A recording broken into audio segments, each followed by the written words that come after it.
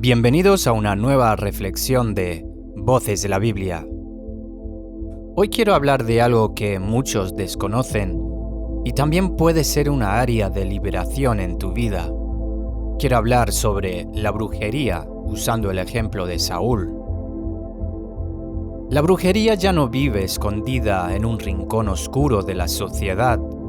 Hoy vive en el bolsillo de millones de personas. Solo en TikTok, el movimiento conocido como Witch Talk, vídeos de rituales, tarot, hechizos de amor y manifestaciones, acumulan más de 26 millones de reproducciones. Detrás de cada vídeo hay una persona real buscando control sobre su vida, su dinero, su pareja o su futuro. Y ese detalle es exactamente la clave para entender lo que la Biblia llama brujería. No es primero un caldero o un ritual, es un intento de control fuera del Espíritu de Dios.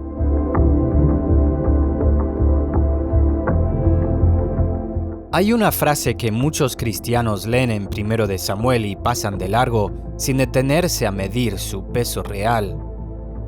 El profeta Samuel le dice a Saúl: la rebelión es como pecado de adivinación. 1 de Samuel 15:23. No dice se parece a, en un sentido suave. Dice que es como, de la misma naturaleza, de la misma raíz espiritual. Queridos oyentes, quiero hacerte una pregunta directa. ¿Alguna vez has pensado que una pequeña desobediencia a Dios puede abrir una puerta espiritual hacia aquello mismo que otros buscan mediante el tarot o los amarres? Probablemente no. Y esa es exactamente la trampa. La brujería casi nunca empieza con un ritual. Empieza con una decisión de gobernarte a ti mismo en lugar de obedecer a Dios.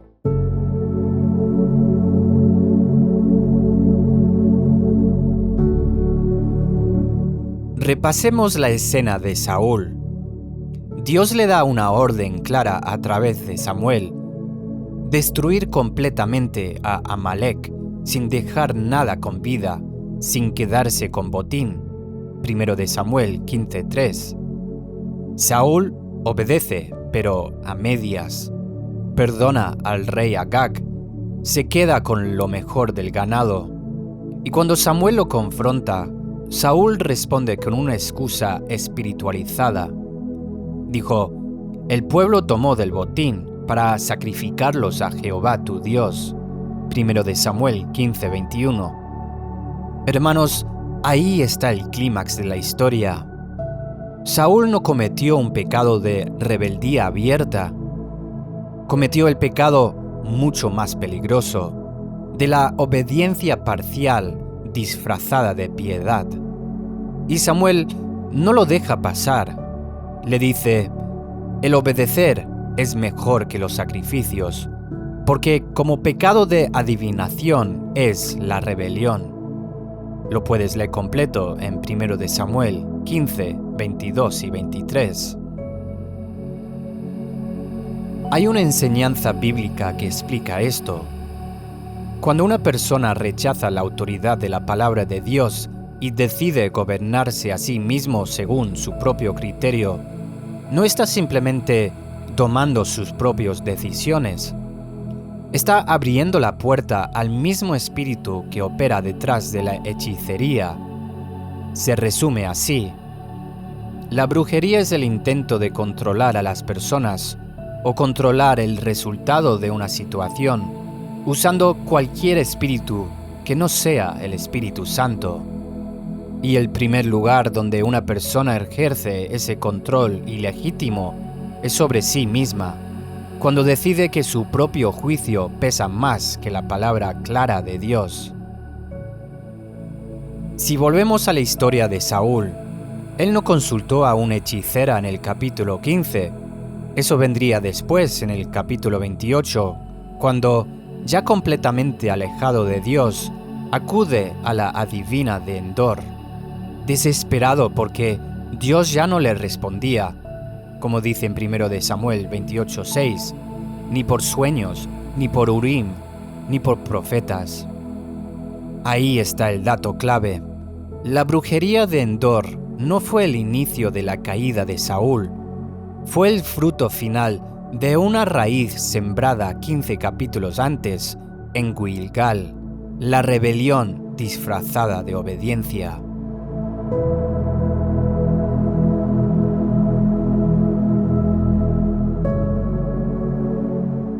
Queridos oyentes, detente un momento y pregúntate, ¿en qué área de tu vida le has dado a Dios una obediencia parcial? ¿Dónde has tomado la orden clara de su palabra y le has ajustado a lo que te conviene, mientras te dices a ti mismo que sigues sirviendo a Dios? ¿Dónde has tomado la orden clara de su palabra y le has ajustado a lo que te conviene? Tal vez no sea tan dramático como perdonarle la vida a un rey enemigo. Tal vez sea más útil, por ejemplo, seguir en una relación que sabes que no honra a Dios, pero justificarla con lenguaje espiritual. Quizás retener un diezmo o una ofrenda porque Dios entiende mi situación. También puede ser guardar resentimiento hacia alguien porque yo tengo la razón.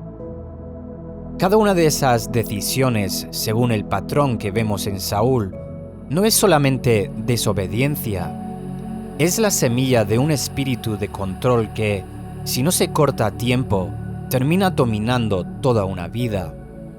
Así como terminó dominando la de Saúl, hasta llevarlo, literalmente, a la mesa de una bruja.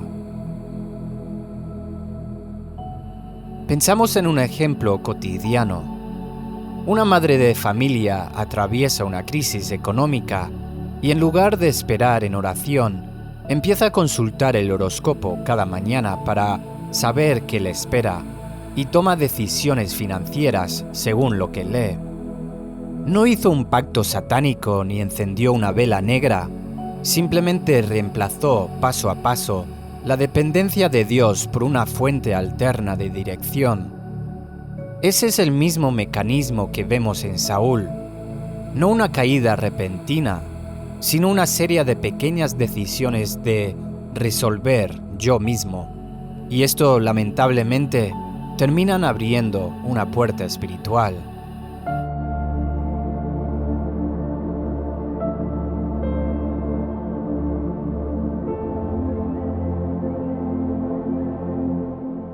Queridos oyentes, me gustaría contestar 4 preguntas clave sobre la brujería.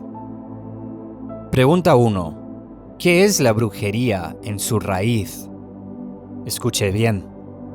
Es el intento de controlar a las personas y hacer que hagan lo que tú quieres mediante el uso de cualquier espíritu que no sea el Espíritu Santo.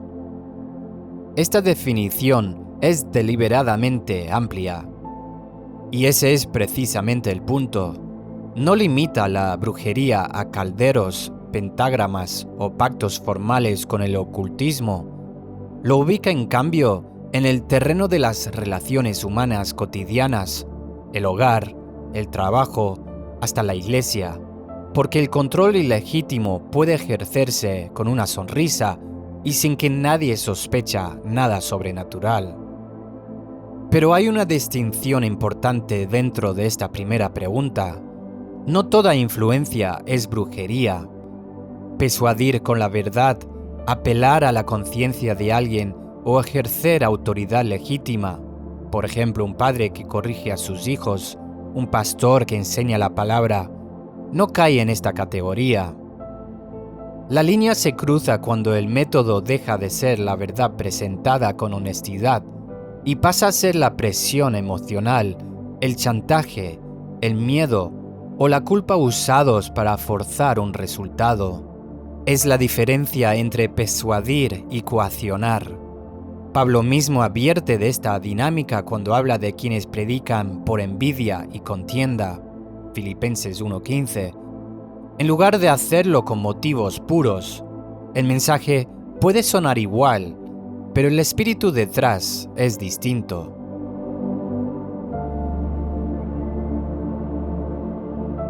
Pregunta 2. ¿Cómo se reconoce la brujería en la vida diaria, incluso dentro de la iglesia? Se identifica 3 marcas registradas. Escuche bien: manipular, intimidar y dominar. Damos algunos ejemplos. Un jefe que manipula a su secretaria, un líder de iglesia que intimida a la congregación para lograr sus fines, un cónyuge que domina emocionalmente al otro, una madre que amenaza con retirar su amor si no se hace lo que ella quiere. Ahí hay una raíz de brujería operando, aunque nadie la llame por su nombre. Vale la pena detenerse en cada una de estas 3 marcas por separados, porque no siempre aparecen juntas. Empezamos con manipular. Manipular es presentar información de forma torcida, a medias, exagerada o directamente falsa, para producir una reacción emocional que lleve a la otra persona a hacer lo que uno quiere, sin que ella lo decida libremente. Intimidar. Intimidar es usar el miedo como palanca. Amenazas veladas, silencios castigadores, explosiones de ira calculadas o la simple insinuación de consecuencias negativas si no se cede. Y dominar. Dominar es el resultado final. Una persona o un grupo pierde su capacidad de decisiones propia y termina operando bajo la voluntad de otro, muchas veces sin darse cuenta de cuándo perdió esa libertad. Vamos con otro ejemplo dentro de la iglesia. Un líder que dice: si te vas de esta congregación, Dios te va a quitar su bendición de tu vida. Esta persona no está citando una promesa bíblica, está usando el miedo espiritual como herramienta de control. Ese es exactamente el tipo de brujería religiosa contra la que esta enseñanza advierte. Es la más difícil de detectar, porque se presenta con lenguaje piadoso y versículos sacados de contexto.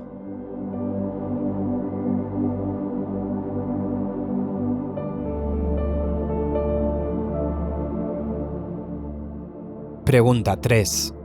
¿Cómo entra la brujería a la vida de una persona? Aquí es donde Saúl se vuelve el ejemplo bíblico central. Es a través de la rebelión contra la autoridad de la palabra de Dios, no como un evento único, sino como un patrón sostenido de autogobierno que desplaza la obediencia. Este proceso, según esta enseñanza, suele seguir una secuencia reconocible. Primero, la persona recibe una instrucción clara de Dios, a través de su palabra, de un consejo pastoral o de la convicción del Espíritu Santo. Y segundo, decide ajustar esa instrucción según lo que le conviene, sin llamarlo desobediencia. Esto mismo hizo Saúl cuando justificó guardar el ganado para sacrificarlo a Jehová. Tercero, cuando alguien confronta esa desobediencia disfrazada, la persona se defiende en lugar de arrepentirse. Y cuarto, esa costumbre de autogobierno se vuelve un estilo de vida que, con el tiempo, busca activamente fuentes de dirección fuera de Dios, porque ya se acostumbró a no depender de Él.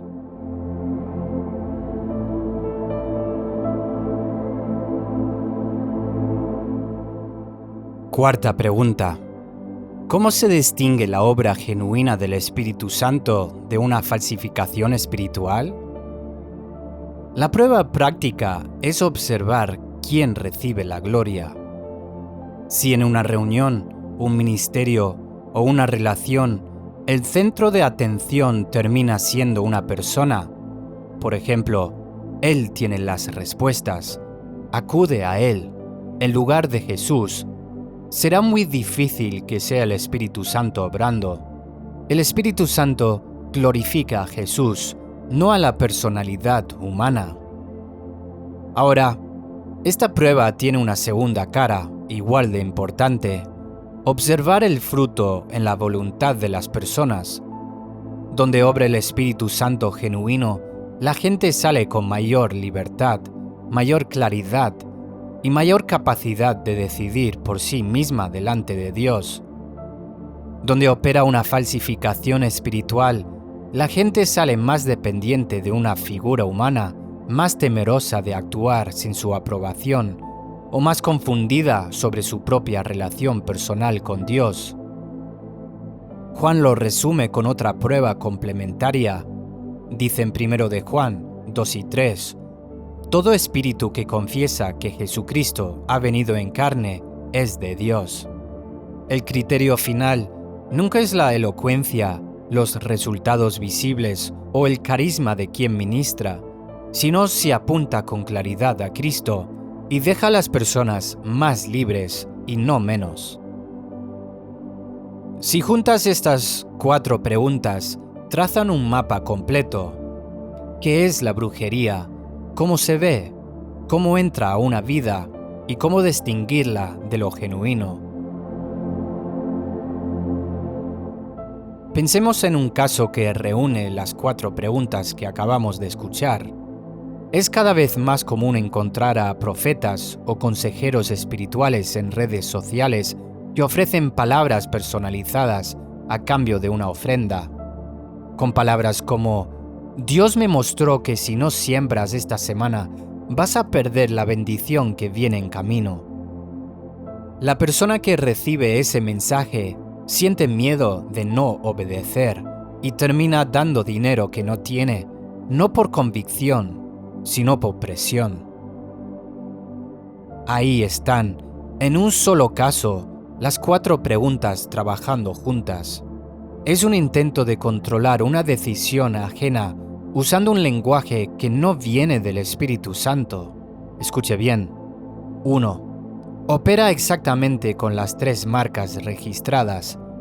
Manipular con una supuesta palabra profética, intimida con la amenaza de perder la bendición y termina dominando la decisión financiera de esa persona. 2. Entra en la vida de la víctima porque, en algún momento, ella dejó de contrastar ese mensaje con la palabra escrita de Dios y empezó a gobernarse por el temor a perderse algo en lugar de por la verdad. 3. Es el mismo patrón de Saúl traslado a la era digital. ¿Y sabes qué? Se descubre con la prueba final, con la pregunta ¿quién queda glorificado después de ese mensaje? 4. No es Jesús, es el profeta con la reputación de tener línea directa con Dios y la ofrenda que llega a su cuenta. Este tipo de caso no es aislado. El mismo mecanismo aparece en formatos más suaves. Por ejemplo, series de vídeos que prometen activar tu milagro si compartes el contenido y sigues al creador.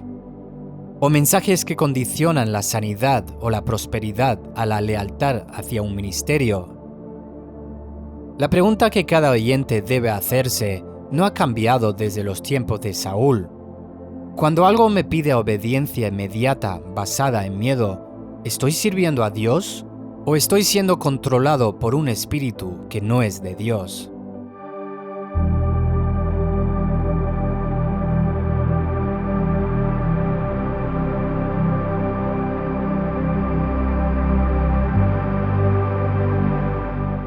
Queridos oyentes, antes de pasar a los pasos prácticos, resumamos el camino recorrido. Empezamos con una definición clara. La brujería no es primero un caldero o un ritual, sino el intento de controlar a otros con cualquier espíritu que no sea el Espíritu Santo. Y esa definición aplica tanto en el ocultismo abierto como en el hogar, el trabajo o la iglesia. Vimos sus 3 marcas registradas, que son manipular, intimidar y dominar, y cómo pueden operar incluso con lenguaje piadoso. Repasamos a través de Saúl cómo esa raíz entra a una vida, no de golpe, sino por una secuencia de pequeñas desobediencias disfrazadas de obediencia razonable, hasta convertirse en un patrón que termina buscando dirección fuera de Dios. Y vimos la prueba final para distinguir lo genuino de la falsificación, quién recibe la gloria, y si el fruto es más libertad o más dependencia de una persona. El hilo que conecta las 4 preguntas es el mismo que conecta a Gilgal con la divina de Endor. La desobediencia rara vez se presenta como desobediencia, y por eso el discernimiento no es opcional. Saúl no sintió que estaba pecando cuando guardó el ganado, sintió que tenía una buena razón. Esa es la advertencia central de todo este recorrido. Sin discernir la palabra frente a nuestras propias justificaciones, cualquiera puede recorrer, sin darse cuenta, el mismo camino que él recorrió.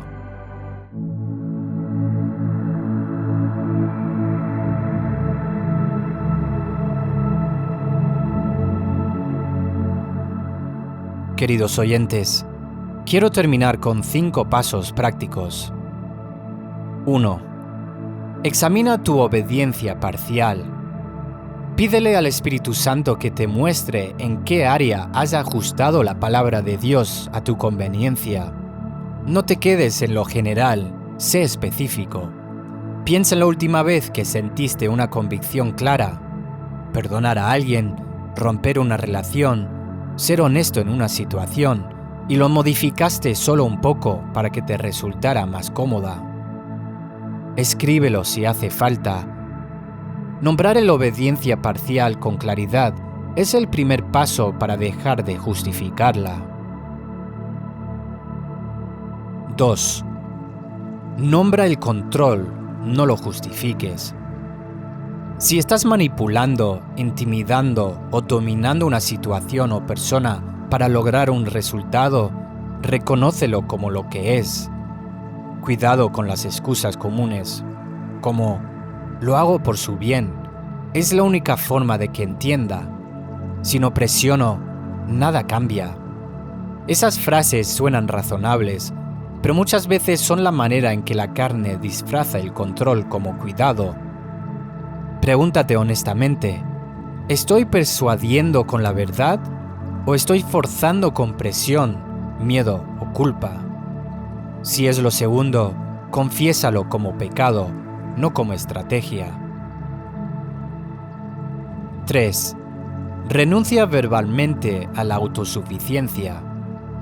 Así como Saúl confió en su propio criterio, hoy declara en voz alta tu dependencia del Espíritu Santo, no de tu propia fuerza. Hermanos, no basta con pensarlo, hazlo en voz alta, como una decisión consciente. Puedes decir, por ejemplo, renuncio a resolver esto por mi cuenta y decido esperar en ti. Esta renuncia no es un ritual mágico ni una fórmula, es un acto de humildad que rompe el hábito mental de yo puedo con esto sin depender de Dios. Este es el mismo hábito que llevó a Saúl paso a paso hasta la mesa de la divina de Endor. 4. Restaura la autoridad de la palabra de Dios en tu vida diaria, no solo en teoría los domingos. Esto significa algo concreto. La próxima vez que la Biblia, o un pastor de confianza, o la convicción del Espíritu te señale algo específico, obedece por inmediato y por completo, sin negociar los términos ni esperar a sentirse listo. Considera también revisar qué otras voces compiten hoy por esa autoridad en tu vida diaria. Quizás el horóscopo, un influencer de manifestación, una serie de TikTok sobre tarot, y decide de forma consciente apagar esas fuentes y sustituirlas por tiempo real en la palabra. Y 5.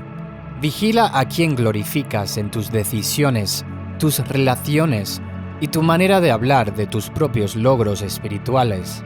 Hazte estas preguntas con regularidad. Cuando cuento un testimonio, ¿el protagonista es Jesús o soy yo? Cuando alguien tiene un problema, ¿lo dirijo hacia Cristo o hacia mí mismo como si yo fuera indispensable. Cuando recibo un consejo espiritual, ¿salgo con más libertad para buscar a Dios por mí mismo o más dependiente de esa persona? Hermanos, revisa también a quién sigues. Si un predicador, líder o ministerio en que confías termina apuntando la atención hacia sí mismo en vez de hacia Jesús, es una señal que no debes ignorar.